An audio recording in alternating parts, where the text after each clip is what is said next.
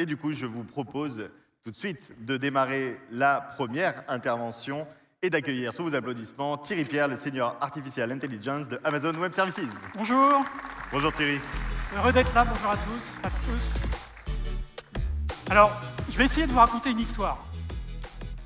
Alors, j'aurais pu commencer l'histoire en 1943 ou 1957. Je vais commencer en 43. 43, Warren McCulloch modélise mathématiquement un neurone biologique, le même qu'on a dans la tête. 1943, 1957, Frank Rosenblatt crée le premier perceptron. Perceptron, c'est la base de tous les réseaux neuronaux qui sont utilisés aujourd'hui en intelligence artificielle. Il y a eu des hauts et des bas, il y a eu des hivers, il y a eu des étés. Fraîchement diplômé en 90 d'intelligence artificielle, j'ai cherché du travail et il n'y avait pas beaucoup d'entreprises qui faisaient de l'intelligence artificielle. On était en plein hiver de l'intelligence artificielle. Néanmoins, il y a eu, dans les années 2000, l'avènement de nombreuses technologies, les processeurs, le calcul, et puis surtout des recherches fondamentales qui ont amené à créer des réseaux neuronaux.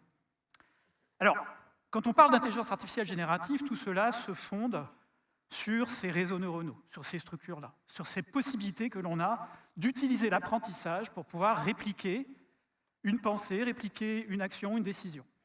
Alors, en novembre 2022, je pense que vous avez tous en mémoire cette date, effectivement, OpenAI, avec ChatGPT, a su démocratiser l'accès de l'intelligence artificielle. ChatGPT a permis à tout un chacun que vous êtes aujourd'hui de découvrir ce qu'était l'aptitude que l'on avait à converser avec un modèle et à pouvoir compresser une connaissance qu'on pouvait restituer. Alors, ce n'est pas des modèles qui sont intelligents, ça ne réfléchit pas. Par contre, ça permet de concentrer la connaissance et ça permet de la restituer. Donc, quand on va parler à des laboratoires de recherche et développement, quand on va parler à l'ingénierie, eh bien, aujourd'hui, on a beaucoup de cas d'école qui montrent... Alors, par contre, c'est bon, j'ai le retour ici. On a beaucoup de clients qui cherchent à découvrir cette technologie.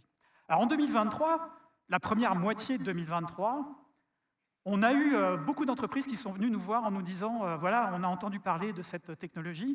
Les analystes aujourd'hui nous disent que c'est un moyen de faire des économies, c'est un moyen de créer de la valeur. Et ils ont eu beaucoup de questionnements. Et il y a eu cette phase de découverte où on entendait un peu n'importe quoi. Certains parlaient même d'une bulle. On était dans la bulle de l'intelligence artificielle générative. Dans cette période-là, beaucoup d'entreprises ont testé et n'ont fait que des tests et ont permis d'appréhender ces différentes technologies. Alors, quand on parle d'appréhender une technologie, souvent, il y a eu des analystes et il y a eu des experts qui ont dit « Est-ce que ça va remplacer les individus ?» Non. L'intelligence artificielle ne remplacera pas les humains. Par contre, on va parler d'agents augmentés, on va parler d'employés augmentés, on va parler de métiers augmentés. Et on va permettre à des agents de maîtrise, ou même, particulièrement aujourd'hui, l'intelligence artificielle générative concerne particulièrement les cols blancs, tous les métiers où il y a de la connaissance, on va permettre de concentrer cette connaissance pour la restituer et créer finalement des cas d'usage au service de l'entreprise. Alors qu'est-ce que je peux faire avec toutes ces technologies ? Tous les clients qu'on adresse aujourd'hui souhaitent tout d'abord augmenter la productivité des employés. Aujourd'hui, vous savez que mon manager est très content, il est anglo-saxon, et depuis quelques mois, grâce à cette technologie, mon anglais est parfait à l'écrit. Parce que je peux maintenant rephraser, je peux reformuler en anglais, je peux demander à ces modèles génératifs de régénérer dans le meilleur des anglais. Je peux utiliser également des chatbots. On travaille dans différentes industries, dans l'aérospace défense, dans des industries qu'on appelle de process, la chimie, par exemple, et on travaille dans l'élaboration de chatbots partout où il y a de la connaissance. Partout où vous avez de la connaissance, vous avez un cas d'usage autour de l'intelligence artificielle générative. Donc là où vous avez de l'engineering, là où vous avez finalement des données qui au préalable on ne les utilisait pas, des textes, des formulations, eh bien on va pouvoir les utiliser pour, par exemple, générer des descriptions produits pour le marketing, générer dynamiquement des publicités pour le marketing digital, ou tout simplement faire des modes d'emploi, faire des notices d'utilisation, ou générer des documents de type rapport RSE, ou tout document à destination de la conformité. Tout cela profite à l'entreprise industrielle dans la génération du document. Alors, c'est vrai que présenté comme ça, on se dit, mais c'est un peu magique. C'est vrai que vous allez vous dire, il est bonimenteur, il vous parle d'intelligence artificielle, il y a plein de valeurs derrière, c'est presque intelligent, mais ça ne l'est pas tout à fait, et ça va générer de la valeur. Alors, quand on prend les différentes industries, il y a des industries qui vont en profiter plus que d'autres. Parce que quand on va parler d'intelligence artificielle, on va pouvoir restituer de la connaissance. Donc partout où il y a beaucoup de connaissances, partout où il y a de l'information dite non structurée, c'est-à-dire du texte, de l'échange avec mon client, du texte dans l'engineering, du texte dans la supply chain, la chaîne logistique, eh bien je vais pouvoir profiter et mettre à bon escient cette donnée. Donc ici, vous avez une vision de l'apport en valeur suivant les différentes industries. Partout, alors aujourd'hui, vous avez des sociétés de conseil qui disent les principaux métiers qui sont concernés sont les opérations avec les clients, bien entendu, puisqu'on va pouvoir avoir un meilleur échange avec son client. Ce sont toutes les industries où il y a de la recherche et développement, de l'engineering. Ce sont les industries où il y a de la vente et du marketing. Alors, bien entendu, on peut aller sur d'autres domaines, entre autres la chaîne logistique, mais aujourd'hui, la valeur est principalement concentrée sur ces grands secteurs d'activité, ces grands métiers. Alors, ce n'est pas magique. Chez nous, par exemple, on fait des assistants shopping. Vous pouvez aller sur Amazon Retail et vous verrez que l'on peut aider dans la compréhension du besoin du client. On va pouvoir également recommander. On va pouvoir également aider à la saisie des avis clients. On va pouvoir aider à la mise dans le contexte des produits que je vais pouvoir acheter et dans mon site de e-commerce. Donc on va utiliser aujourd'hui, et on les utilise aujourd'hui dès maintenant, simplement, je vais pouvoir en tant que client, et je peux aujourd'hui dès maintenant prompter. Alors prompter sous-entend que je vais exprimer ce que je souhaite faire directement au modèle. Et finalement, l'adoption très forte de l'intelligence artificielle générative vient de cette adoption, vient du fait qu'on a possibilité de converser en langage naturel. Si vous regardez ChatGPT, c'est 1 million d'utilisateurs actifs en 5 jours. C'est 100 millions d'utilisateurs actifs en 2 mois. Là où TikTok a mis 9 mois. Alors pourquoi cet engouement? C'est parce que c'est proche de nous. Parce que c'est une technologie qui nous permet de converser directement avec un modèle. Et de faire ce qu'on est ici, la mise dans le contexte d'un canapé que j'achète, je le mets dans un endroit qui est une bibliothèque. On peut le faire, par exemple, aussi avec un vêtement. Le mettre dans le contexte, porter un vêtement et le mettre dans le contexte du vêtement. On peut le faire avec une voiture, etc., etc. Je pense que Morgane en parlera après, puisque c'est un des sujets qu'on peut adresser avec l'intelligence artificielle générative. Alors, cette appropriation a eu lieu dans les années, la deuxième moitié de 2023. Une fois qu'il y a eu cette connaissance de la technologie, avec ses enjeux, avec ses risques, eh bien, il y a eu une phase où les clients se sont appropriés. Alors, l'appropriation, c'est limité. Non, je n'ai jamais travaillé chez Europe 1. Non, plus chez RTL. J'aurais bien aimé, je ne suis pas né en 1957. Surtout pas. Alors, vous voyez, les modèles peuvent halluciner. C'est les limites. Et il y a eu cette prise de conscience comme quoi le modèle peut halluciner. Alors, qu'est-ce que veut dire halluciner? Halluciner sous-entend que vous allez poser une question, il va vous répondre, et il faut que vous soyez en capacité d'évaluer la réponse. Je vais vous donner un exemple. L'affaire entre Roberto Motta et Avianca, la compagnie aérienne colombienne. C'est quelque chose de relativement simple.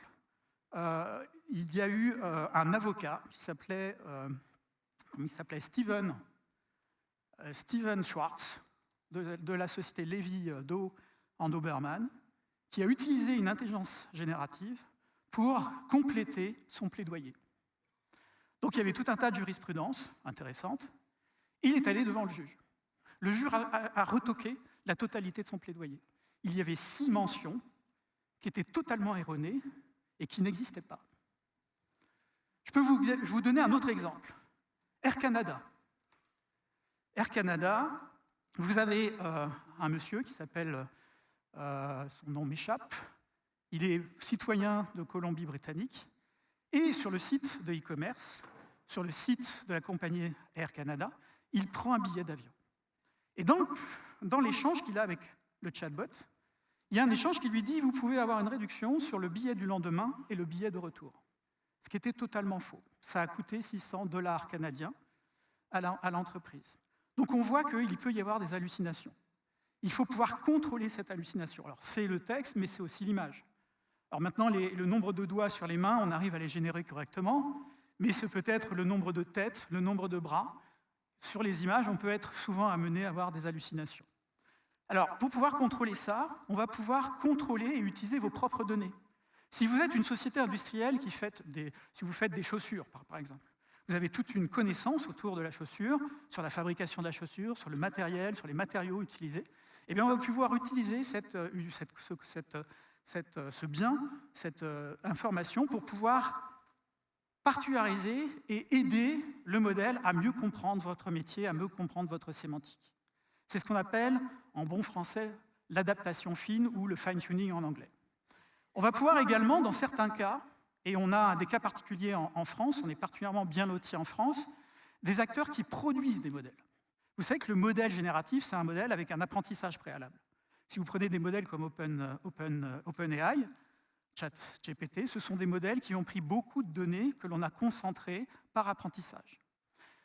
Le dernier en date, c'est Llama 3, qui a utilisé près de 15 000 milliards de tokens, soit 10 000 milliards de mots, pour faire un apprentissage complet du modèle. Donc toute cette donnée concentrée, on va pouvoir la requêter et la restituer. Et on a des acteurs français.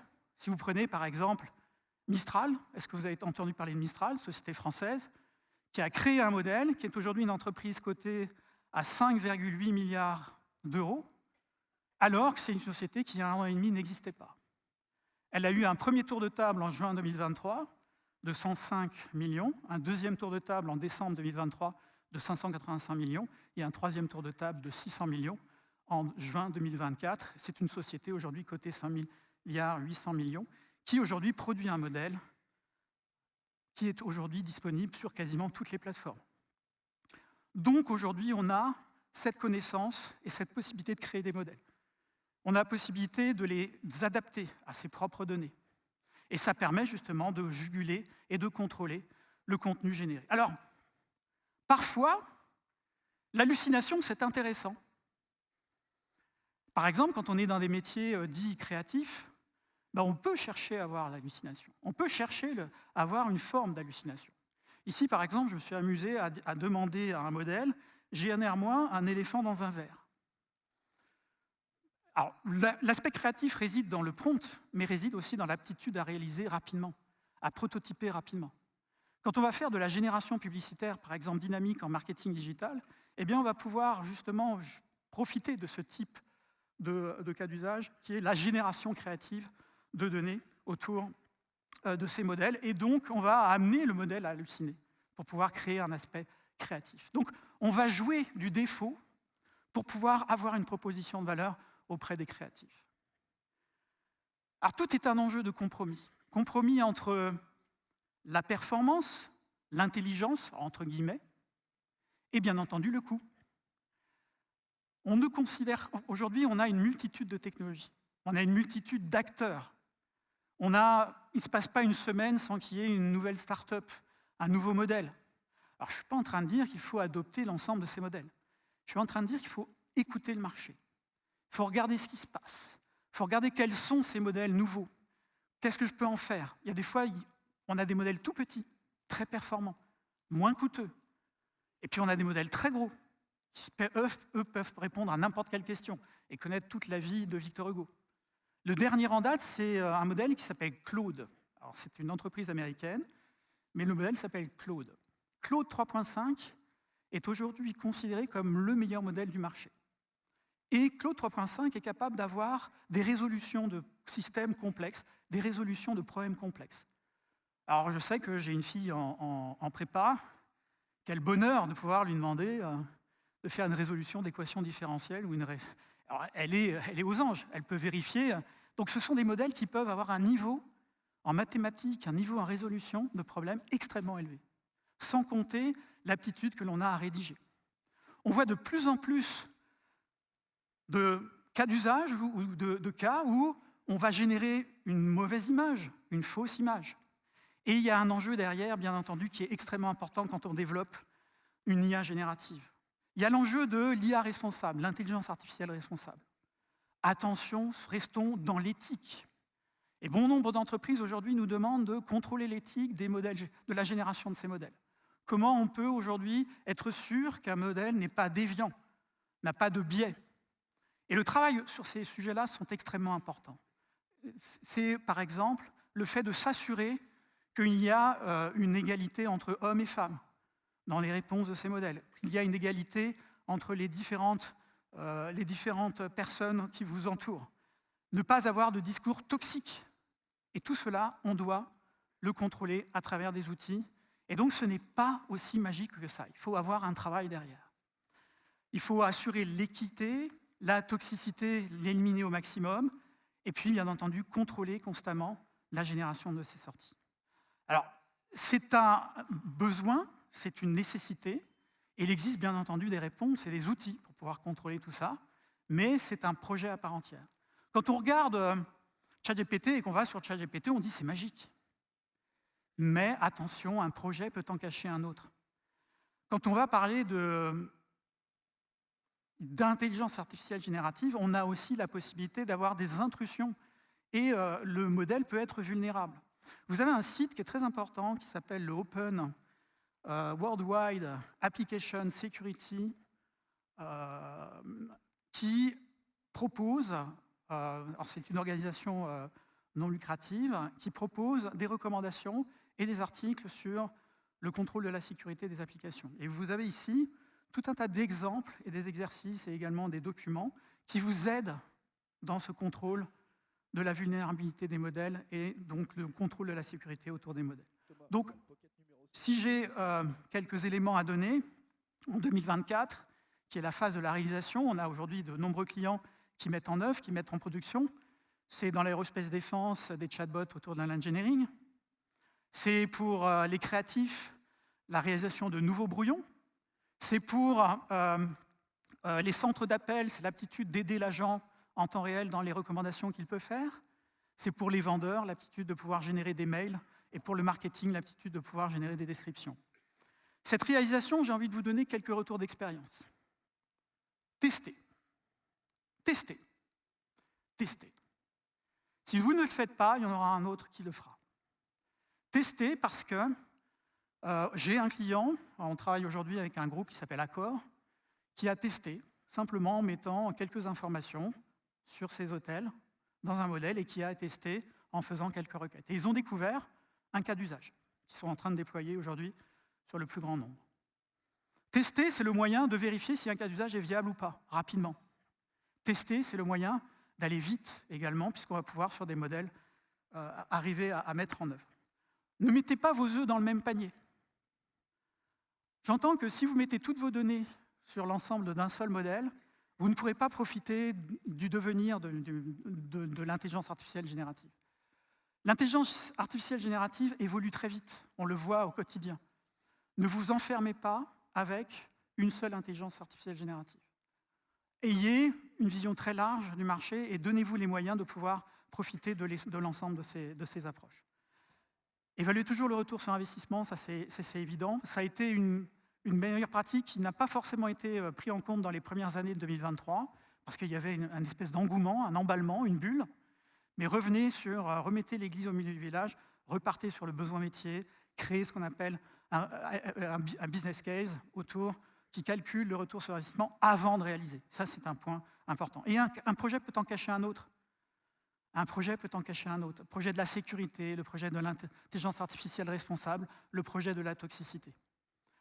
Tout cela, aujourd'hui, c'est en train d'être réalisé. Il y a des meilleures pratiques.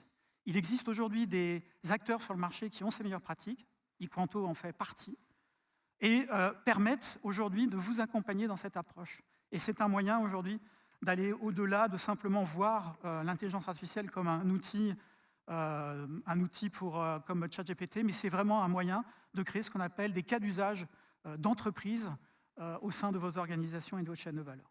Je m'arrêterai là, je vais rendre la parole. Merci à tous. Mais j'ai envie de vous dire, le dernier mot, c'est tester. Tester, tester, tester. Amusez-vous. Ouh là. Je suis en train de... J'étais tellement emballé. Tester. Surtout, n'hésitez pas à solliciter des partenaires pour vous accompagner et vous aider. Merci Thierry. Attention en descendant du coup. Merci beaucoup Thierry. Merci à toi de nous avoir en tout cas éclairé sur l'IA générative.